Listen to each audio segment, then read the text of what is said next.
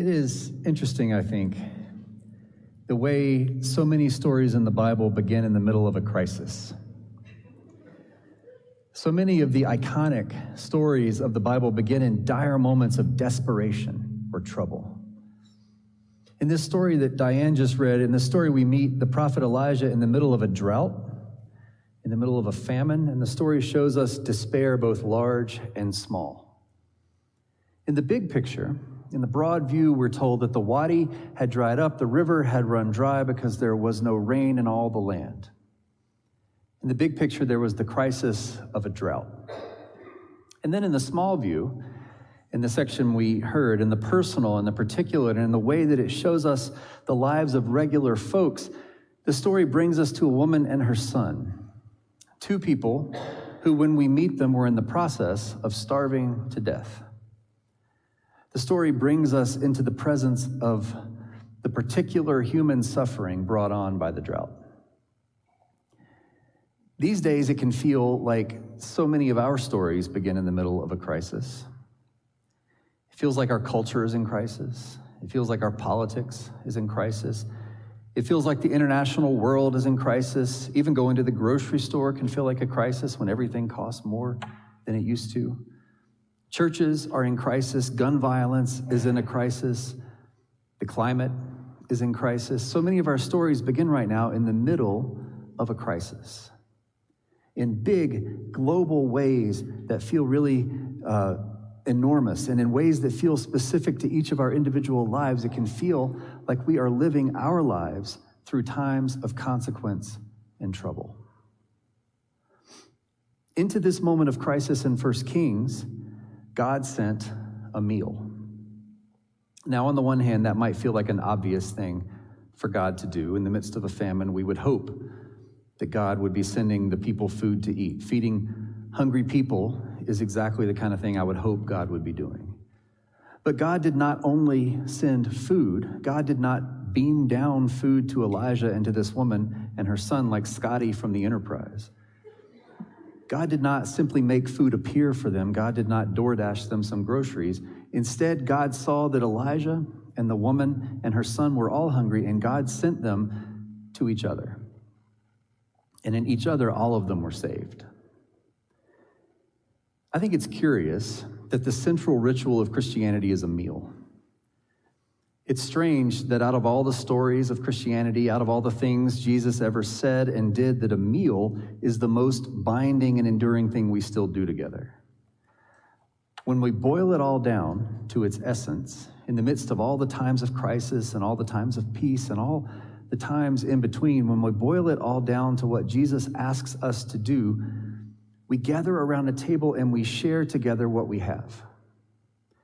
When we strip everything else away, what we are left with is a meal. And when we look closely at that meal, what we are left with is each other.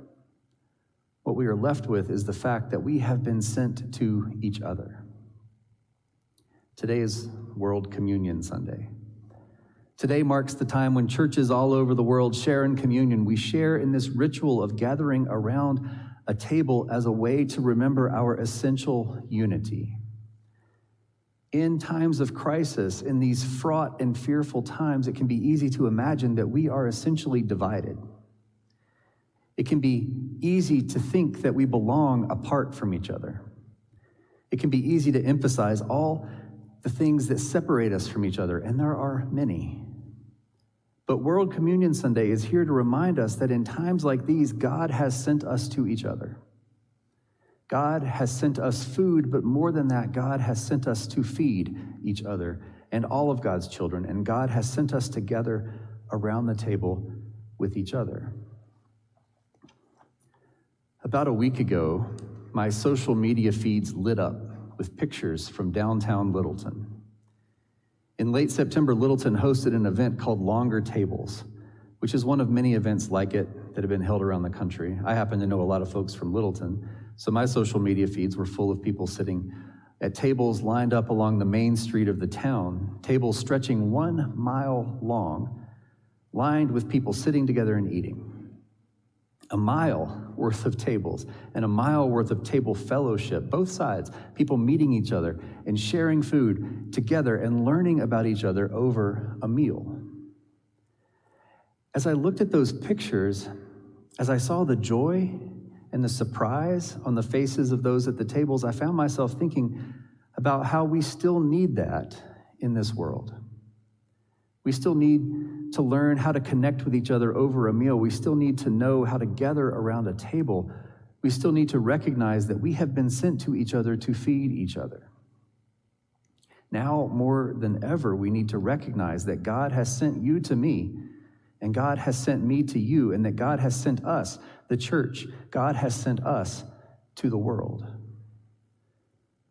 Now, if I had been the widow of Zarephath, if I had been the starving woman in this story from 1 Kings, I would have been suspicious.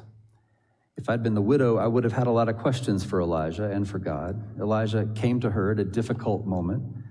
Elijah came to her at the lowest point of her despair. And Elijah came asking to be fed. This woman, this poor widow, was at the point of giving up. She and her son were at the point of death, and here comes this man asking to be fed. Elijah came asking for the very last part of what she had to give. He came asking for something she did not have to give. I don't know if I would have had the faith to give what Elijah asked, but that woman did. And in her generosity, all three of them were fed. In her faith, all of them could thrive. World Communion Sunday is a reminder that we are sent to each other and that we are called to feed each other. World Communion Sunday is a reminder that we are called together around tables and that we are better when we are together. Our story today starts in a moment of crisis. Our story today begins in a difficult time. There are so many things that might divide us. There are so many forces and voices and circumstances that tell us to hate each other and that tell us to distance from each other. And there are so many people telling us to give up on each other. World Communion Sunday reminds us to come to the table together and to return to the table, because what we need and what other people need, what all of us need, sustenance and community and God's presence and the presence of friends and the presence of strangers, all of what we need can be found in the unity that we make at the common table.